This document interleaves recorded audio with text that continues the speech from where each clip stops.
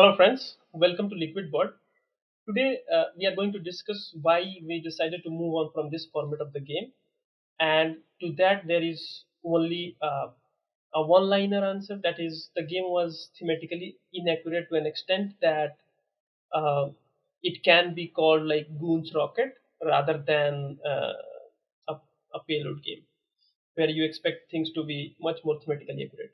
Why I'm saying that is because if we look at the actions, basically you'll see this action, and something like all these actions. If you look at these actions, you'll see lawsuit allows you to steal a part, trade negotiation allows you to swap a part. Now imagine parts of rockets being stolen from the launch pad of one company by other.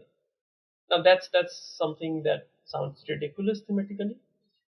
Then similarly, payload poaching, although it makes sense, but again, these payloads, if they are this rocket is on launch pad, they are inside the rocket, right?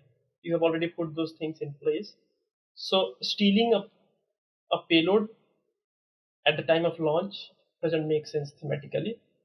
Destroying rocket parts by other players is basically it's kind of, if you look at it, it's kind of a crime. So the whole game worked out well. It was funny and people enjoyed it, but when it comes to thematical accuracy, it had more or less none.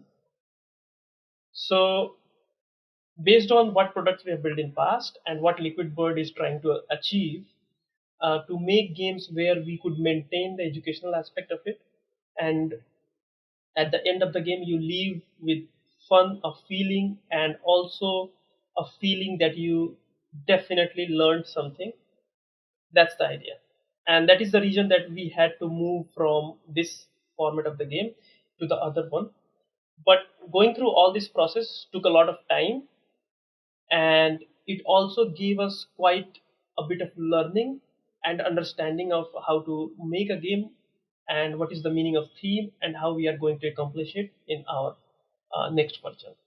So I'll we'll talk about that in the next video, what we learned from this whole endeavor. Thank you.